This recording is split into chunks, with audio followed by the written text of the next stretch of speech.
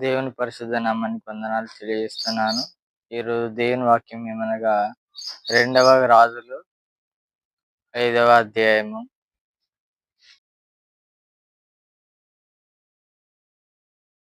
Syria రాజైన సైన్యాధిపతి అయిన నయమాను యొక్క వాక్యం. నయమాను సిరియా రాజుకు సర్వ సైన్యాధ్యక్షుడు. యెహోవా దయ ఆయన మీద ఉంది. నయమాను మీద యెహోవా దయ ఉంది. ఆ రాజు యొక్క సిరియా రాజు యొక్క దయ కూడా ఆయన మీద ఉంది. మంచి బలాఢ్యుడు, యుద్ధ వీరుడు, అందముంది, చందముంది, కానీ అతనికి కుష్టు వ్యాధి కలిగి ఉన్నాడు. నయమాను ఒకరోజు ఇజ్రాయేలు దేశంపై యుద్ధానికి వెళ్ళినప్పుడు అక్కడ ఒక చిన్నదానిని చెరపట్టుకుని లేదా బంధించుకుని తీసుకొస్తాడు. తీసుకువచ్చిన ఆ చిన్నదానిని నయమాను యొక్క భార్య పని మనిషిగా ఆయన చేస్తాడు. ఆ చిన్నది ఒకానొక రోజు తన యజమానురాలతోటి ఒక చిన్న సువార్త ప్రకటిస్తా ఉంటది. ఆ చిన్నది దేవుని యందు విశ్వాసం ఉంచి తన యజమానురాలితో, నా ఏలిన యజమానురాలా, మన యజమానుడు కుష్ఠవ్యాధితో బాధపడుతున్నాడు.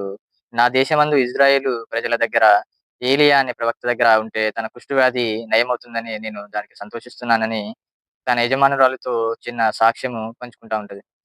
ఈ మాటలు విన్న తన యజమానుడైన నయమాను తన రాజు యొద్దకు వెళ్లి, సిరియా రాజు యొద్దకు వెళ్లి, నా ఇజ్రాయేలు చిన్నది ఇలా నాతో మాట్లాడినది అని చెప్పినప్పుడు, సిరియా యొక్క రాజు ఇజ్రాయేలు రాజుకు ఉత్తరము రాస్తాడు. ఆ ఉత్తరంలో వెండి బంగారములు అన్ని తీసుకొని నా సేవకుడైన నయమాను యొక్క కుష్టు వ్యాధిని నయం చేయమని ఇజ్రాయేల్ రాజుకు ఉత్తరం రాస్తాడు. ఆ ఉత్తరం చదివిన ఇజ్రాయేల్ రాజు, నేనేమైనా దేవుడనా? నాకు ఏమైనా కుష్ఠవ్యాధి పెట్టుట తీయుట తెలుసునా అని తన అంగీలు చించుకొని వ్యర్థంగా ప్రవర్తిస్తా ఉంటాడు.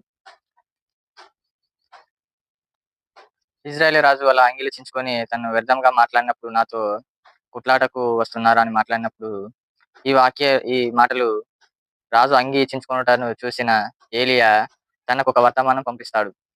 తనను ఇజ్రాయేలుకు ఒక ప్రవక్త అయి ఉన్నాడని, నా దగ్గరికి పంపమని ఇజ్రాయేలు ప్రజల రాజుకు వర్తమానం పంపిస్తాడు.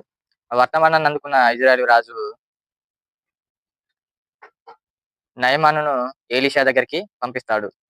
ఎలీషా దగ్గరికి వచ్చిన నయమానును ఎలీషా ఏమంటాడంటే, నీవు వెళ్ళి యోర్దాను నదిలో 7 మార్లు మునిగి రమ్మను, నీ వ్యాధి స్వస్థపరచబడుతుంది అని ఎలీషా నయమానుతో చెప్తాడు.